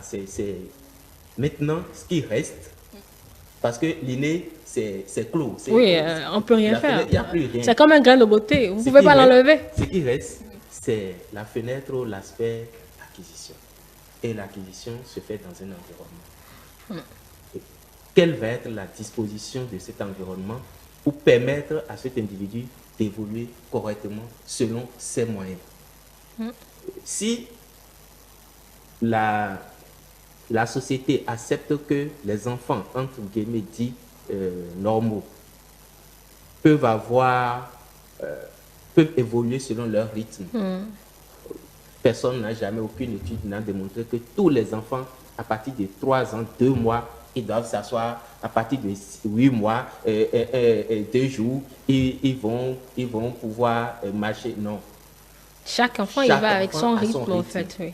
C'est exactement la même chose pour ces enfants-là. Et ça, il faut qu'on arrive à le comprendre. Et c'est là que tout le travail se fait. Et j'ai envie de dire, c'est pour ça que je félicite vraiment Madame Méhinton, parce que... Oui, elle en a fait un combat aujourd'hui, il faudrait que le problème, c'est que précise. Ce que tu as, ta marchandise, comment tu vends ça? Si tu vends ça moins cher, on va t'acheter ça à crédit. C'est aussi simple que ça. Mais si toi-même, tu connais la valeur de ta marchandise, le client qui vient, qui ne propose pas le bon prix, tu le renvoies et puis tu atteins un autre. Donc, si nous-mêmes, on a peur, on a honte de ce qu'on a comme enfant, on se dit, bon, c'est pas présentable, c'est pas digne de moi, je peux pas sortir avec ça. Le milieu dans lequel je vais, c'est pas possible. D'autres parents, moins courageux qu'elles, vont laisser l'enfant à la maison chaque fois quand ils vont aller à l'église. Parce que jusqu'à l'église, et c'est choquant, jusqu'à l'église, où on est censé, entre guillemets, partager, s'accepter tel que nous sommes, c'est là que d'autres trouvent qui sont plus privilégiés. Bon, bref, je ne vais pas faire de démonstration. Mais bon, d'autant plus qu'on ne nomme pas une église, c'est que voilà. Vous êtes dédommagé. Juste pour dire tout simplement que ici, le problème se pose dans l'acceptation de l'image que nous-mêmes nous avons de l'enfant. Comment est-ce que nous-mêmes, nous voyons cette image? Entre autres, si on rejette cette image, c'est qu'on se rejette quelque part parce que l'inné de l'enfant, il n'est pas venu avec. Il a pris chez maman, il a pris chez papa. C'est la somme de vous deux qu'il a fait. Donc, si vous n'êtes pas d'accord avec cette image, c'est que, bon... Vous aussi, vous êtes dans un déni de votre personnalité, voilà. Peut-être. Donc, réellement, oui, psychologiquement, je pense que le travail qui doit être fait, c'est surtout sur l'acceptation. D'accord. Donc, j'ai envie de dire l'acceptation de soi. Parce que cet enfant, lui, n'attend que ça pour grandir. Et l'autre chose, c'est que on se focalise sur les défauts, sur les retards. Oh, ça c'est vrai. On ne voit pas du tout les qualités de l'enfant. Madame Méhinton a dit tout à l'heure, elle a appris ou elle a amélioré sa patience avec son enfant. Parce que bon, lui, il va être pas de prédisposition naturelle, beaucoup plus patient. Et il y a plein de choses qui peuvent nous apprendre, qu'ils vont nous apprendre, mais on passe à côté. On se focalise sur « Ah, il n'est pas prêt, il ne peut pas bien s'habiller, il ne peut pas le faire aussi vite, il ne peut pas marcher aussi vite, il ne peut pas réagir. » Non, mais et les autres qualités qu'il a? Est-ce qu'on les met en avant? Est-ce qu'on les valorise? Est-ce qu'on apprécie ce qu'il apporte concrètement? Il faut le dire, il faut le savoir. Et je pense que c'est à cette école-là qu'il faut vraiment aller expliquer aux parents de plus en plus. Quand un enfant naît, je dis, sourd, en grandissant, il développe d'autres compétences qui l'amènent à compenser. Voilà, ce qu'on appelle 6e sens, qui l'amène à il naît aveugle, il développe d'autres compétences. On a vu plein de vidéos, de documentaires d'enfants manchots ou de personnes mais qui roulent des véhicules. Absolument, oui. Donc, qui font tout avec leurs pieds, qui se peignent, qui cuisinent et tout ça. Qui habillent même leurs propres enfants, quand bien même ils sont ensemble. Donc, si on se focalise sur ces compétences, on va moins voir leur handicap. Donc, je pense qu'il faut vraiment aller à l'école, à l'écoute de ces enfants, les observer, les écouter, les comprendre et aller surtout à leur rythme. C'est noté. Merci. La parole va vous revenir tout à l'heure. Docteur, je suis à vous. Tout à l'heure, vous allez parler de consultation pour un nourrisson sain. Je pense que c'est ce que j'ai noté. Quand est-ce que cette consultation doit intervenir? Merci. C'est pour ça, quand j'étais en train de citer les signes, ça permet, même si, vous savez, par exemple, les pédiatres ne sont pas dans toutes les zones du pays et qu'il faut aller dans des zones, des kilomètres parfois pour le trouver, ce qui fait que certains parents déjà ont déjà démissionné pour ces gens de visite. Si ce n'est pas que l'enfant a un problème, on ne va presque jamais à l'hôpital. Mais il faut aussi savoir, avant que je n'aborde le sujet dans le fond, que c'est une anomalie qui généralement, dans notre société, d'abord est rejetée, comme tout le monde le dit si bien. Et au niveau du personnel de santé aussi, il y a quelque chose. Parce que ce qu'on n'a pas vu, ou ce qu'on n'a pas l'habitude de voir tous les jours régulièrement. Donc vous-même, vous ne comprenez pas, c'est ça? J'arrive parfois, quand tu es devant certaines pathologies qui, par exemple, qui n'est pas fréquente dans nos contextes, tu passes à côté. D'accord. Je pense que c'est ce que dénonçait tout à l'heure Mireille Agenda. Tu passes à côté, et c'est après tu te rends compte que ça peut être ci, ça peut être ça. Donc ça arrive parfois lors des suivis et que ça échappe. Mais je ne pense pas qu'en cas de trisomie 21, ça va échapper quelqu'un qui a fait la médecine. Parce que les signes, ça ne trompe pas. Parce que quand j'étais en train de citer les signes, je vais partir jusqu'au niveau des doigts. Vous allez voir que quand on voit les signes, forcément, il y a quelque chose qui tique dans la tête. Et ça c'est une anomalie génétique. Et qu'il faut orienter vers plus des spécialistes pour des explorations poussées pour confirmer ou confirmer cette hypothèse. Là, après, si ce n'est pas ça, on peut maintenant réfléchir autrement. D'accord. Est-ce qu'il y a des signes d'alerte? Oui, c'est ça qu'on essaie de citer pêle-mêle. Alors, j'étais au niveau de la face du nez qu'on voit. Ensuite, vous allez voir, tous nous avons la nuque qui forme une dépression derrière. Ça arrive chez les enfants que ça devient plat. D'accord. Donc, c'est des signes indirects à l'aide qui dit attention, qu'est-ce qui ne va pas au niveau de la nuque de l'enfant qui s'assemble de façon aplatie. La responsable de l'ONG disait tout à l'heure qu'il peut y avoir le problème au niveau des yeux. Quand l'enfant commence à grandir, vous pouvez remarquer qu'il n'est pas comme les autres enfants en matière de la vue.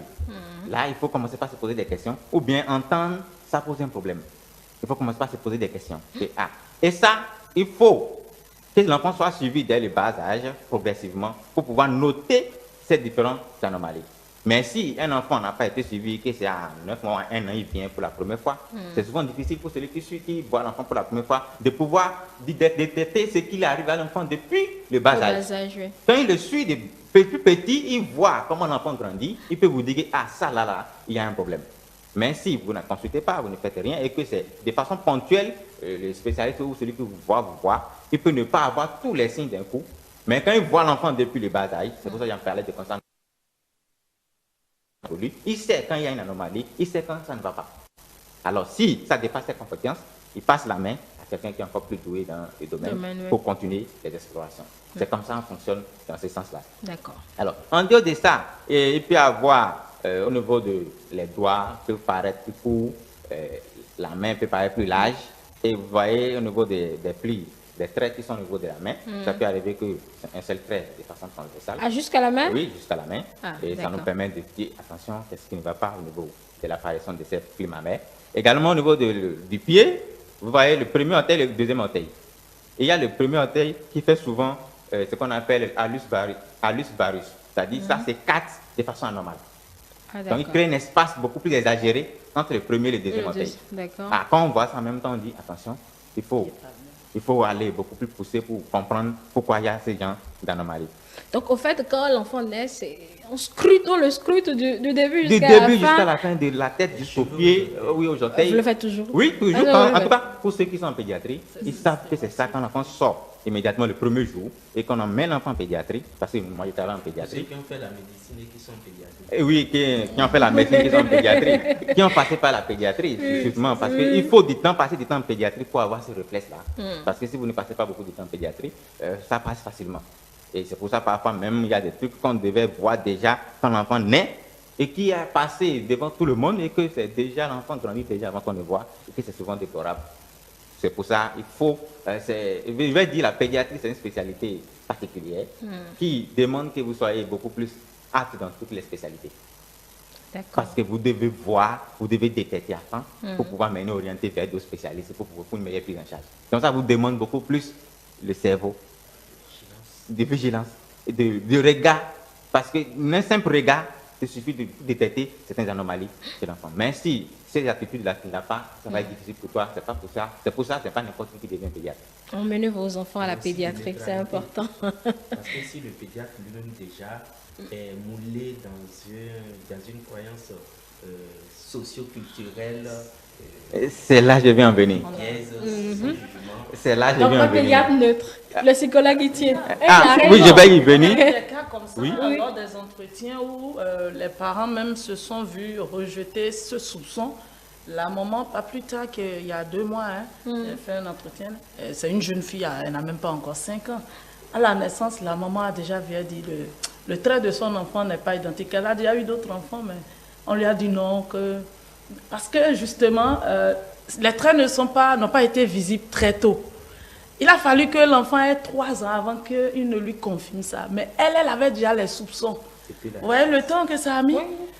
Ça doit être encore plus douloureux. Hein? Voilà. Ça doit être vraiment- Elle-même a déjà les soupçons. On lui dit non, que c'est pas sûr c'est pas certain. On l'a rassurée, quoi, en fait. Et puis elle se rend compte, l'enfant doit aller à la maternelle. C'est là que Il y a un ça a souci. commencé à s'affiner, les problèmes d'apprentissage. Et c'est là elle est retournée et on lui a dit d'aller faire le karyotype pour pouvoir confirmer. Mais de toute façon, Le temps, il est le passé. temps qu'elle a déjà eu absolument. à garder son enfant, parce que déjà, les parents, du fait des difficultés financières, parce que le mari a fini par laisser l'enfant et la maman, et il a pris ses bagages pour dire que lui, dans sa famille, on ne fait pas des enfants comme ça. Et donc, elle s'est retrouvée du jour au lendemain seule à s'occuper des aînés et de cette dernière.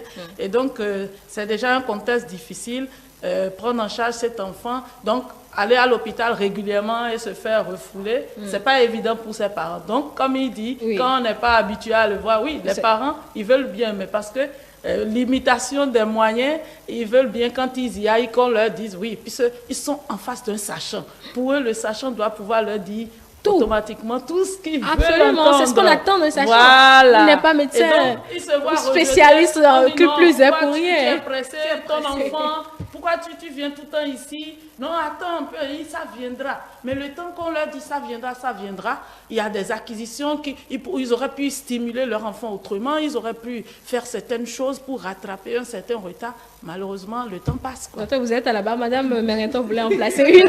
Je vais vous revenir tout à l'heure, oui, Madame Je Mériton. voudrais bien dire que les médecins qu'on rencontre vous rassurent. Hein. Votre enfant n'arrive, mais vous êtes pressé pourquoi? Certains médecins. Vous êtes pressé pourquoi? Moi, c'est un professeur qui a suivi mon enfant. Et moi, je dis, mais professeur, mon enfant, je ne comprends pas. Pourquoi il ne s'assoit pas vite? Pourquoi il ne tient pas la tête vite? Hey, pourquoi tu es pressé? Tu veux avoir d'autres enfants, c'est ça? Mais laisse l'enfant aller à son rythme.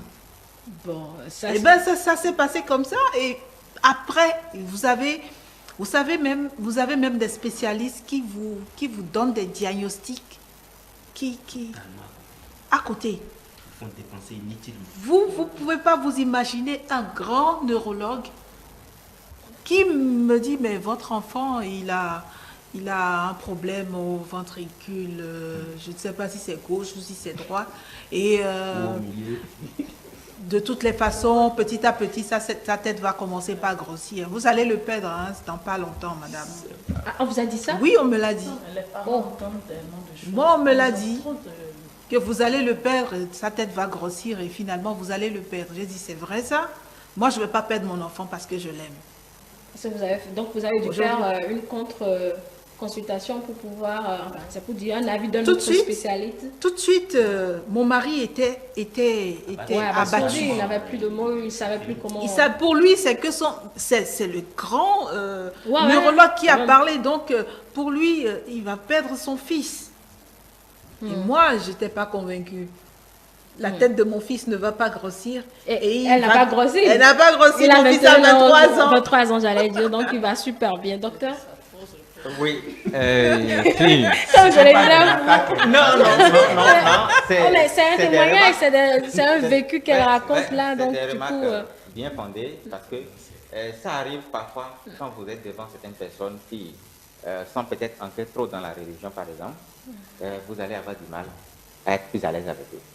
Parce que quand on met, vous savez, la médecine, il faut aller au-delà de cette croyance. Il faut savoir laisser le manteau de sa croyance quelque part et faire la médecine. Et ça vous permet, dans ce cas-là, de savoir comment gérer celle qui est en face de vous. Ensuite, maintenant, quand vous essayez de mettre la médecine, maintenant, vous ajoutez maintenant le manteau d'un croyant, par exemple. Par exemple, dans ces cas, est-ce que, je ne me demande pas, moi, je ne peux pas dire à un patient que votre enfant va mourir, Bon.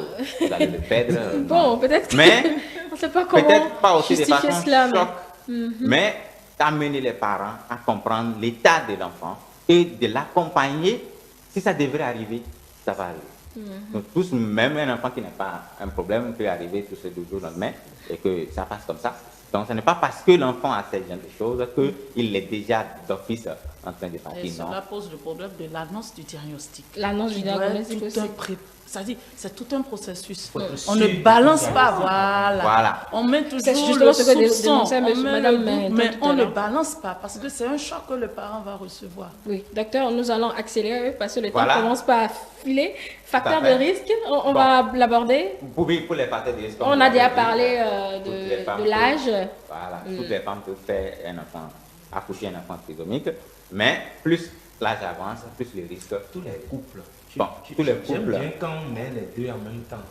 Tous les couples. Oui, parce que Ouais, c'est c'est pas déjà que trop de la pour la responsabilité de la femme. femme. Vous avez raison. D'accord. Le psychologue qui met toujours le bébé, vous avez raison, parce que c'est pas que la femme. C'est un vrai. couple, une famille qui accompagne justement ses enfants. Bon, vous comprenez le médecin, puisque c'est la femme qui conçoit, enfin, c'est la femme qui porte la grossesse. Et donc, Il y a couche. on vous comprend tous les Mais sur deux. le plan génétique, cela s'explique surtout au niveau des chromosomes XX. La femme a deux Deux. chromosomes XX, Ouais. l'homme a un seul chromosome X et un chromosome Y. Y. Et donc, dans ce cas, C'est sur le l'incidence X, au niveau de la femme est liée souvent au La- chromosome X. Du fait que, pourquoi on parle de l'incidence liée à l'âge? Avant même la naissance, lors de la conception, la femme a déjà son patrimoine d'ovocytes qui est fixé. D'accord. Chaque femme, avant déjà que l'enfant, le bébé fille ne naisse, elle a déjà son patrimoine d'ovocytes, c'est-à-dire le nombre d'ovules qu'elle va libérer tout au long de sa vie, dès lors où le processus de menstruation va commencer, est déjà fixé. Alors qu'au niveau des hommes, ils produisent régulièrement de spermatozoïdes. Fraîchement, renouvelable. Le stock peut être renouvelable. Or, au niveau de la femme, ça ne peut pas être renouvelable. Une fois que c'est fixé, ces ovocytes sont dormants. Arrivé à maturation, c'est là, ça se libère pour donner les menstrues. Et donc, elle les élimine chaque mois. À un moment donné, les ovocytes qui sont dormants, arrivés à un certain âge, n'auront plus cette vivacité, n'auront plus tout le contenu qu'il faut. Et donc, leur faiblesse due à l'âge avancé peut être, c'est-à-dire, c'est là on dit lié à la femme quand on est spécifique. Ce n'est pas que c'est la femme qui est fautive ou qui est responsable de ce désordre. Non, c'est juste que ces ovocytes étaient dormants. Donc, à l'âge où ils se sont réveillés, comme on le dit, la grossesse, c'est quelque chose qui est propre à un corps qui est jeune, qui est vif, qui est en bonne santé. Ce n'est pas pour un corps vieillissant, ce n'est pas Donc, pour un là, corps il parlait malade. du retard de Donc il grossesse faut être en aussi forme dans- pour pouvoir porter un bébé sain également. Donc C'est la pour ça. pratique ou bien vous Donc, avez pas aussi que- un doctorat en médecine? C'est certainement la pratique. Donc, ça fait la part. C'est la C'est la pratique, oui, avec les C'est enfants. ce qu'il disait. Quand on est dans le milieu et qu'on le fait de façon. on fait ça on devient a la un main, réflexe. ouais. On a la main. Absolument. Oui. Quand on en parle, c'est comme si c'était qu'on a fait une longue étude dans ça. Oui, parce que C'est les parents l'expérience. viennent toujours avec cette Voilà. charge de culpabilité, c'est ma faute, le conjoint qui a libéré l'espace a encore rajouté la famille, la société, le regard des uns des autres. Donc, en gardant cette culpabilité, elle ne sera pas disponible pour bien accompagner l'enfant vers son épanouissement. Et il est important pour nous de les aider, de les accompagner dans ce processus à accepter la différence de cet enfant-là, à voir plutôt les potentialités que cet enfant peut développer. D'accord. Oui, docteur, vous avez à nouveau la parole. Oui, bon, j'ai juste noté quelques petits chiffres. Que si, par exemple, la femme au-delà de 35 ans essaie de faire un enfant, on a une probabilité de 1 sur 400. Un enfant sur 400 enfants pour les femmes qui sont d'âge supérieur à 35 ans. Mais quand on va jusqu'à 45 ans, par exemple, le risque est devenu beaucoup plus grand, 1 sur 35. Donc, ça risque d'apparaître. Bon, est-ce que s'abstenir quand on a 40 ans de faire des enfants? Non, mais c'est pas ce que vous dites d'abord. Peut-être que c'est la Ça peut arriver, ça ne veut pas dire que c'est systématiquement Oui, ça. oui. Mais ce qui est toujours bien, qu'on fasse les enfants quand on est encore en fleur de l'âge et puis qu'on a toutes les réserves possibles pour pouvoir, parce que vous savez, une grossesse, ça demande beaucoup pour la femme. Ça demande beaucoup parce que c'est un enfant, un être humain qui se forme dans le ventre. Il a besoin aussi de constituer son patrimoine, de constituer tout ce qu'il lui faut pour pouvoir mieux grandir, mieux s'épanouir dans la société. Donc, il faut le faire au moment où on a encore toutes ses capacités, toutes ses forces, toutes ses réserves en nutriments, en qualité et en quantité pour pouvoir permettre à l'enfant d'être beaucoup plus épanoui. Vous allez voir généralement, quand les enfants autour de 20 ans, 21 ans, vous allez voir, le niveau intellectuel est différent quand on les fait à 45 ans, par exemple. Donc, il y a une petite différence à ce niveau. Mais Plus en même temps, on les a- parents voudraient qu'on soit mûr avant de les faire. Vraiment, Oui. c'est sociologique. Qu'on soit mûr là, c'est là qu'il faut les apporter dans quelle tranche pour pouvoir permettre de rester. Vous savez aussi, quand vous avez à 45 ans que vous faites un enfant, vous savez, avec tout le poids des maladies de la vieillesse, tout le poids, vous savez, et avec une grossesse, là, Là aussi. ça épuise.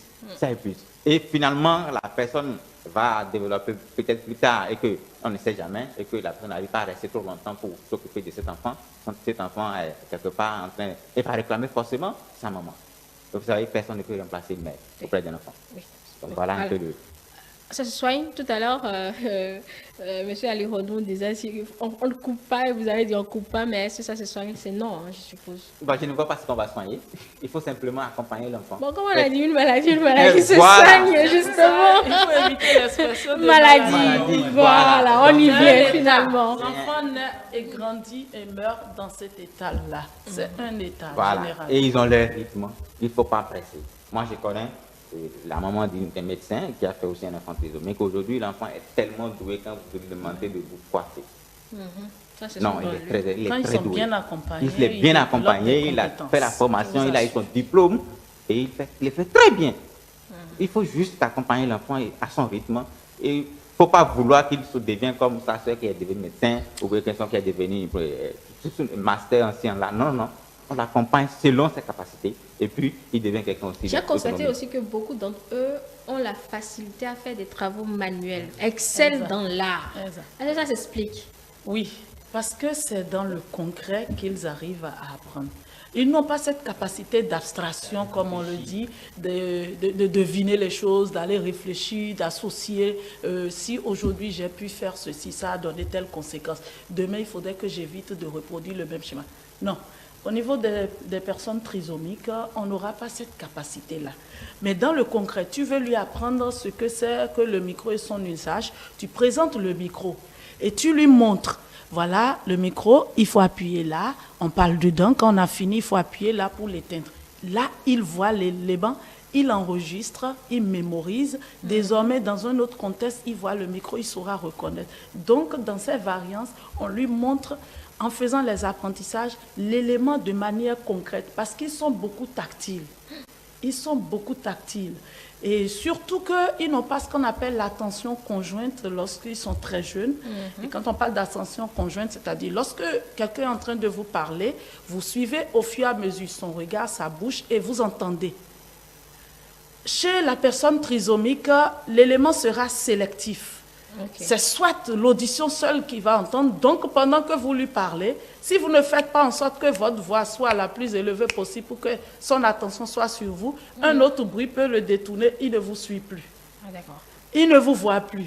Ou ils sont souvent attirés par des éléments vifs, où c'est la lumière. Et donc, ce que je dis, une fois que cette personne sera centrée sur cette lumière, ce que je dis ne lui parviendra plus. Elle ne saura plus analyser les informations. Donc, dans le concret, donner les apprentissages et aller toujours dans le plus simple. Un élément d'abord et un autre après. Pas tout à la fois. Et donc, c'est comme ça, on dit aux parents, on les amène à voir comment aider ces enfants-là à aller le plus simplement. Parce que connaître sa gauche, sa droite, devant, derrière, en haut, en bas, c'est pas évident. Ça va pas venir tout de suite. Mais répéter, insister, persister, aller dans la fréquence. Ne dites pas une fois et commencez à taper l'enfant pour dire quoi. J'ai déjà dit ça 3 jours de suite. Il est temps que tu retiennes. Non, ça ne va pas le faire. C'est ça la patience. Ça vous apprend la patience. Et ces enfants-là ont ce qu'on appelle un comportement très caractériel. En matière d'opposition, quand ils disent un non là, s'il n'est pas d'accord, vous ne pouvez pas forcer. Ils maintiennent, ils ne vont pas le faire. Et donc, il faut souvent les amadouer, trouver des mots doux, des expressions, des postures, parce que ce qui est un peu contrastant, ils livrent bien les émotions. Si tu as pitié d'eux, ils le sauront. Si tu es en colère, ils le sauront. Si tu es fâché, ils le sauront. Donc, tu ne peux pas être fâché et faire semblant de les aimer. Ils feront la différence émotionnellement. Parce que le développement émotionnel évolue normalement et ils savent vite percevoir la nuance à ce niveau-là. Ils viendront te toucher, ils sont très affectueux. Ils sont très affectueux. Oui, voilà, ils font un retrait. C'est pour ça. Donc, ne faites pas semblant, soyez francs. Vous n'êtes pas content de manifester, le dites-le. Tu viens de te comporter mal, je n'ai pas apprécié. Et allez toujours au plus simple. D'accord, c'est noté. Nous avons 5 minutes, tu vas faire un tour de table. C'est vrai, j'ai encore beaucoup de questions à poser, mais nous avons un temps. Je vous disais au début que ça passe super vite. Maintenant, c'est le cas. Alors, Madame Merento, tout à l'heure, le psychologue le disait, il y a la question du second enfant. Est-ce qu'il sera le même? Est-ce que vous vous êtes posé cette question? Non, franchement pas. Pas du tout. Je me suis dit que c'est arrivé comme ça et le second ne sera pas pareil. Je n'ai pas eu peur. Mais vous n'avez pas Mon mari, peut-être, lui, il a eu peur. Mais moi, je n'ai pas eu peur. Je lui ai donné une petite sœur, une magnifique petite sœur, et les deux s'aiment beaucoup. Et le grand frère est très protecteur. On ne touche pas à sa sœur. On ne crie pas sur sa sœur, il est très protecteur. D'autant plus que les deux s'entendent assez bien, disons tout à l'heure. Voilà, pour conclure avec vous, peut-être quelque chose à dire à ces parents-là qui sont à l'écoute et qui ne comprennent pas leurs enfants, d'autant plus que vous êtes un témoin vivant de la chose. Vous avez déjà raconté un peu le vécu et tout, donc peut-être un message à leur endroit. Vous savez, chers parents, je veux vous dire aujourd'hui, ces enfants ont besoin d'amour. Ils savent si vous les aimez. Ils savent si vous les rejetez. Et lorsque vous donnez de l'amour à ces enfants, ils évoluent. Ils vous aiment, ils vous donnent tellement. Moi, je ne peux pas me séparer de mon fils pendant 2 jours. Parce qu'il me donne tellement. Et moi, je voudrais que vous puissiez recevoir autant de vos enfants. Parce qu'ils ne sont pas venus pour rien. Ils sont venus pour combler ce vide, cet amour dont vous avez besoin. Voilà qui est dit. Nous espérons que cette expérience de Madame Merento va changer peut-être quelque chose forcément en vous. C'est que vous avez un enfant que vous ne comprenez pas. Eh bien, il y a des organisations. C'est d'ailleurs pour cela que nous avons appelé la chrysalide sur ce plateau pour nous expliquer comment il travaille. Je vais donner la parole à Madame Adjenda, Mireille Adjenda, pour donc conclure sur ce sujet assez intéressant à la découverte donc, de ces enfants totalement normaux comme les autres. Alors, je tiens à dire aux parents de surtout accepter d'abord la différence de cet enfant. La différence en ce sens où il faut centrer maintenant ces apprentissages sur des éléments concrets. Votre enfant, très jeune âge, adolescence et autres, avant qu'il grandisse, commencez déjà par lui donner des bases du schéma corporel. Il doit pouvoir reconnaître les différentes parties de son corps, savoir que ceci c'est la tête, les bras, les membres, etc. Et les fonctions de ces parties-là. Donc, un apprentissage simple, mais basique, ce qui passe par les jeux qu'ils font habituellement. Donc, ne privez pas l'enfant du jeu. Parce qu'on entend souvent les parents dire « aïrung batani ». C'est une expression commune chez nous, où traduit tout et frapper l'enfant à tort et à travers. Non, c'est par ces moyens l'enfant apprend, de manière ludique.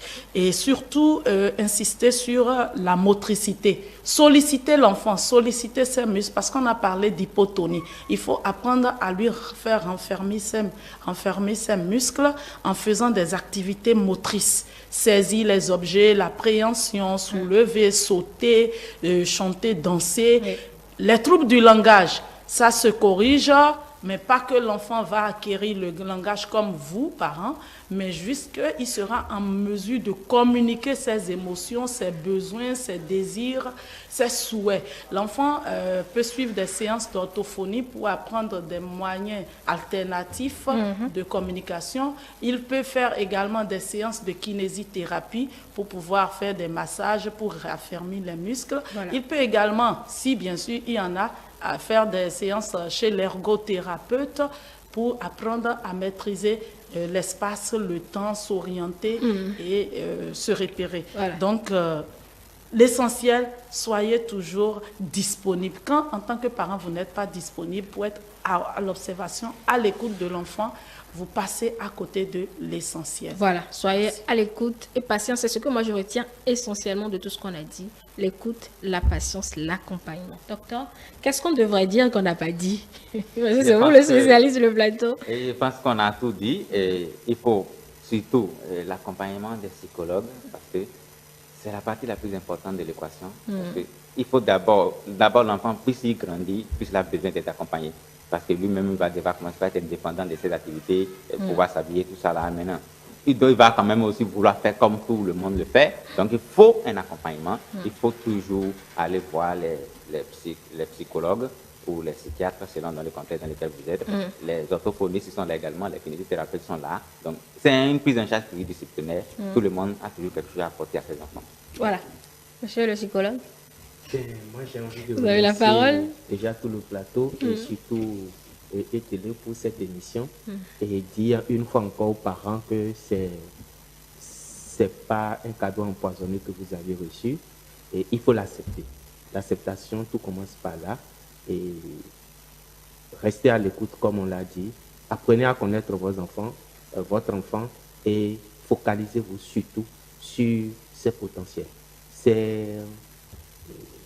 Ce qu'il est capable de faire de bien. Et fermez les oreilles, les yeux sur tout ce que les gens disent.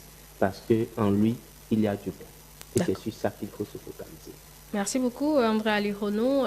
Avant qu'on ne parte, nous avons un petit quiz qu'on fait entre nous. Nous allons vous soumettre à l'exercice, un petit jeu de culture générale pour détendre un peu l'atmosphère après avoir donc développé notre thématique. Donc, en attendant que j'invite Modeste sur ce plateau, nous allons faire une courte pause avec ce deuxième élément sonore, ce PAD sur la chrysalide. Cette fois-ci, ce sont les responsables qui présentent un peu ce que Mme Adjendade a dit, le processus d'accompagnement de ses enfants. À tout de suite. Alors, nous accueillons parmi les enfants et les jeunes des autistes, des trisomiques, ceux qui ont des troubles du comportement, un retard intellectuel et le dénominateur commun, c'est le handicap intellectuel. Une personne handicapée intellectuelle, c'est une personne qui a des difficultés pour apprendre, pour retenir, pour comprendre et a des comportements différents de ce que la société attend d'elle en fonction de son âge. Les jeunes qui ont un handicap intellectuel qui viennent à la chrysalide, nous les appelons les challengers parce qu'ils ont beaucoup de défis à relever. Même si vous et moi, nous tous, nous avons des défis à relever. Pour eux, le défi est à relever au quotidien. La manière déjà, même pour pouvoir respirer pour certains, pour manger, pour parler, pour marcher, ça comporte des défis. On peut leur poser des questions, ils vont pouvoir vous donner des réponses si vous posez la question simple, parce qu'avec les personnes handicapées intellectuelles, on utilise le concept facile à lire, facile à comprendre. Donc si la consigne est simple, ils pourront vous expliquer et répondre. Les personnes trisomiques portent 3 chromosomes sur la paire 21 au lieu de 2 chromosomes, d'où la trisomie 21. Cela entraîne généralement une déficience intellectuelle. On commence par accueillir les enfants à partir de 9h et déjà à 9h30, ils prennent leur petit déjeuner. À 10h, les activités commencent. La praxie, on commence d'abord par la praxie. La praxie, c'est pour travailler la motricité des enfants. Vous allez remarquer que tout à l'heure, au niveau de l'animation, on a chanté, on n'a pas tout démontré. Donc, bref. Donc, déjà à 12h30, nous arrêtons les activités. De 12h30 à 13h, les enfants mangent. Maintenant, de 13h à 15h, ils se reposent. De 15h à 16h, nous participons également aux activités de l'après-midi. D'abord les mardis, ce que les enfants ont fait dans le week-end. Les mercredis, toujours dans l'après-midi, on fait des animations. Les jeudis, on fait des activités ludiques avec les enfants.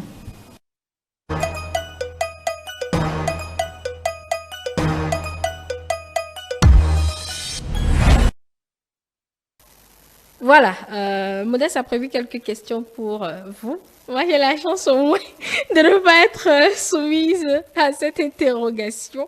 C'est quelques 5 questions, un maximum. Quiz du jour.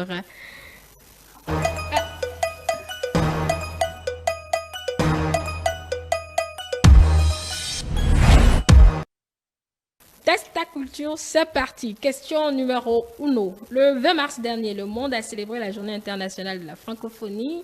Parmi ces pays, donnez deux français. Les propositions. La France. Non, rassurez-vous, il n'y a pas la France dedans. Ce serait trop facile. Le Luxembourg, la Belgique, le Burkina Faso, la Côte d'Ivoire, le Gabon. Belgique, Gabon, Côte d'Ivoire, Burkina. C'est bon. 2, j'ai même posé 2. Vous êtes hors jeu. Monsieur Ali Renaud. Côte d'Ivoire, Gabon. Je reprends la question. Le 20 mars dernier, on a célébré la Journée internationale de la francophonie. Parmi ces pays, donnez 2 où l'on parle français. Le Luxembourg, la Belgique, la Côte d'Ivoire, le Gabon, le Burkina Faso. 5 secondes. Gabon, Burkina Faso et Côte d'Ivoire. Vous avez choisi le plus facile. C'est tellement évident que vous avez choisi. Allemand. D'accord. Vous avez raison. Donc, je partage le point entre vous deux. Vous êtes en jeu. Vous hésitez. Non, monsieur Ali Renaud hésite trop. Question 2. Quel est le plus petit pays du monde? Ça, il n'y a pas de proposition. C'est compliqué. Le plus petit pays du monde. Du monde. Wow. 10 secondes. Je vais désormais prévoir un créneau. C'est une île. Ah oui, c'est une île. C'est une île. Le pays du monde. J'ai déjà donné une partie de la réponse. Tu as juste dit une île. 5 secondes. Le nom de l'île maintenant. Docteur Félicien Edou, je ne vous sens pas. Il ne reste que 3 secondes. Non, j'ai pas la réponse. J'ai pas la réponse. Guinée équatoriale. Le Vatican. Vatican. Encore que son statut de pays donc, normalement, ça devait... Bon, on n'a pas encore dit que ce n'est pas un pays officiellement, on n'a pas encore dit. Le président, je sache. Voilà, c'est ça. C'est le pape. Troisième question. Bon, vous avez donné la langue au chat à la deuxième, la troisième question. Écoutez bien, je pense qu'on va vous le montrer à l'antenne. Doit-on écrire à tout à l'heure ou à tout à l'heure? à tout à l'heure, tout sans E, ou à tout à l'heure, tout avec E. 10 secondes. T-O-U-T. C'est votre dernière réponse? T-O-U-T. Votre dernière réponse? Oui, Docteur? André? Je suis la femme. Ici les femmes. Ici les femmes, d'accord. Vous avez raison de suivre les femmes parce que les femmes, on va toujours à bonne destination. Elles ont raison. On l'écrit sans E. Donc T-O-U-T. À tout à l'heure. T-O-U-T. A accent. Tout T-O-U-T. A préposition toujours et puis l'heure. L'apostrophe. Heure après. Ah, vous avez de très bons niveaux. On a En bien fait nos orthographe et en études. grammaire, c'est bien fait. Vous avez trouvé la bonne réponse. Peut-être sur la première question, vous n'avez pas vite trouvé. Merci beaucoup. C'était donc l'instant détente de cette émission. Et c'est d'ailleurs sur cela que nous allons prendre congé de mes chers invités. Docteur Félicien Ndou, toujours disponible pour cette émission. Merci beaucoup. Madame Mireille Adjenda de l'ONG Chrysalide, merci pour tout ce que vous faites pour accompagner donc les enfants trisomiques, la maladie dont on a parlé aujourd'hui sur la cour commune. Monsieur Ali Rono André, psychologue clinicien, merci. Et puis Madame Merinton, merci beaucoup pour votre disponibilité à parler donc de ces enfants et pour surtout votre engagement à l'épanouissement de ces êtres innocents et vulnérables surtout. Alors, mesdames et messieurs, c'est un plaisir pour moi de rester en votre compagnie. Je vais retrouver Modeste pour qu'on conclue ensemble, mais le temps de raccompagner mes invités. À tout de suite.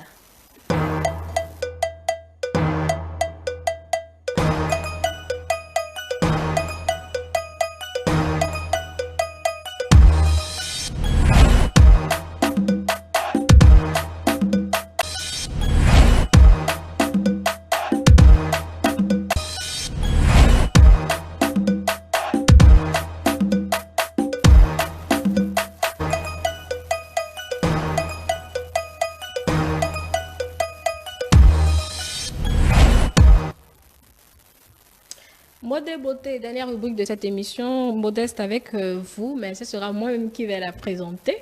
Avec le temps, Nafissat va certainement nous rejoindre, mais pour aujourd'hui, ce sera moi-même. C'est une rubrique où on vous donne des astuces beauté, des astuces mode, comment bien s'habiller, comment associer les couleurs, quel jeans mettre sur quel pantalon ou quel haut mettre sur quel pantalon. Enfin, c'est un peu la logique de cette rubrique. Mais pour tout habillement, il faut d'ailleurs connaître sa morphologie. Donc, c'est ce qu'on va essayer de découvrir aujourd'hui pour cette première séquence, pour cette première fois de la rubrique Astuces, mode et beauté. On va essayer de découvrir notre morphologie. Bon, voilà, vous et moi, nous sommes toutes rondes. Selon vous, nous avons quelle morphologie? Le haut. Le haut. D'accord. Il faudrait que je précise déjà que pour cette rubrique, nous aurons des spécialistes, si tout va bien, des fois en studio, d'autres fois, nous allons faire avec les productions de Madame Amanda Saurin, qui est une spécialiste de la mise en valeur des femmes, rédactrice du blog Amour, Mode et Beauté. Donc, tout ce que je vais présenter aujourd'hui, c'est donc elle qui nous l'a proposé. Et comme vous le savez, une femme qui n'a aucun mal à bien s'habiller au quotidien ne choisit pas ses vêtements que sur un caractère esthétique. Il faut forcément connaître sa morphologie. Et en matière de morphologie, il y a la morphologie en X, il y a la morphologie en V, il y a la morphologie en A, il y a la morphologie aussi en H. Voilà en réalité les quatre morphologies. Il est vrai que certaines personnes parlent de morphologie O. Non, rassurez-vous, je vais en venir. Il est vrai que certaines personnes, certains spécialistes conseillers en images parlent de morphologie O, mais selon Madame Amanda Saurin, eh bien, elle, il n'y a pas de morphologie O. La morphologie O n'existe pas parce que c'est une morphologie un peu qui fait dans de la peut-être ségrégation. C'est-à-dire un peu grossophobe, un peu dans ce genre-là. Une femme qui est ronde n'est pas forcément O. Elle est soit is pulpeuse, O et V pulpeuse, A pulpeuse, un peu comme ce que vous voyez à l'antenne. Donc, soit vous êtes is pulpeuse, soit vous êtes A pulpeuse, soit vous êtes V pulpeuse. Donc, il n'y a pas, selon elle, de morphologie O. Donc vous avez une morphologie généreuse, au fait. Oui, généreuse de devant, de derrière, ou d'avant, si vous voulez. Oui, le devant et le derrière sont régis par le type. Si c'est X, vous savez. Si c'est Y, enfin, si c'est V, vous savez. Si c'est A, vous savez. Si c'est H, vous savez. Aujourd'hui, nous allons parler, en l'occurrence, de la morphologie X. C'est quoi cette morphologie X? Eh bien, la régie va nous aider à voir les caractéristiques de la morphologie X. Vous voyez, épaules et hanches dans le même sens, dans le même alignement. La taille marquée, silhouette mince et très pulpeuse. Donc, quand on parle de taille marquée, en réalité, c'est que vous avez une toute petite taille. Bon, moi, je n'ai pas la taille marquée. Encore moins, Modeste n'a pas la taille marquée. Ah bon? Donc, non, vous n'avez pas la taille marquée. Une toute petite taille où on arrive à centrer facilement, où il n'y a pas de ventre qui déborde forcément, où vous n'êtes pas obligé de le mettre en dessous des seins. On a la taille marquée et puis la ceinture, elle est là. Vous pouvez avoir des femmes généreuses et avoir bien la taille marquée, mais vous n'avez pas la taille marquée. Ça, je peux vous rassurer. Oui, elle est plus dans la morphologie, je pense, mais je vais vérifier avec elle plus tard. Donc aujourd'hui, nous parlons de morphologie X, beaucoup plus dans la taille de Samira. C'est elle qui nous a d'ailleurs aidé à faire tout à l'heure une voix dans le débat. Donc, c'est elle qui est dans cette morphologie X. Voilà donc un peu les caractéristiques de la morphologie X. Taille marquée et tout ce que vous avez vu tout à l'heure, si la régie peut nous aider à voir un peu ces caractéristiques-là. Ça, c'est voilà la morphologie X. Épaules et hanches dans le même alignement. Taille marquée, silhouette mince, à très pulpeuse. C'est-à-dire que vous pouvez être mince comme vous pouvez être pulpeuse, mais vous pouvez donc vous retrouver dans ce registre. Alors, la question qui se pose tout de suite quand on connaît sa morphologie, c'est quels sont les vêtements qui m'iraient, qui vont m'aller adapter donc à ma morphologie. Puisque c'est là où on s'en va en réalité après avoir déterminé sa morphologie. Quels sont ces vêtements-là qui pourraient vous aller. Pour ce qui concerne la morphologie X, voilà un peu ce qui peut vous aller en caractéristiques.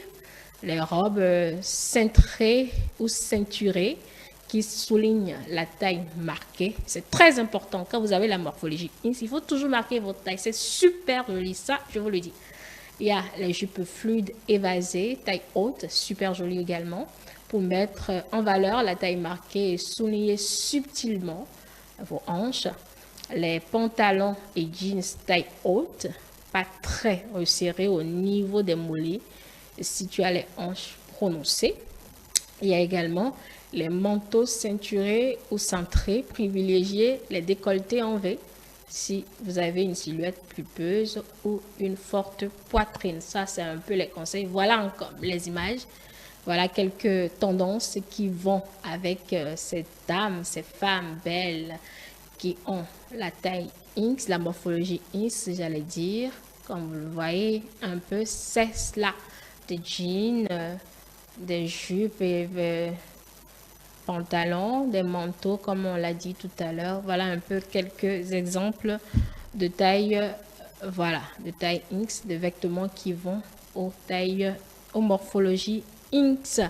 Voilà un peu ce qu'on a à vous dire. Eh bien, quand on dit ça, c'est le moment d'essayer, à découvrir, d'essayer donc de connaître votre morphologie. C'est simple pour le faire, c'est votre tour.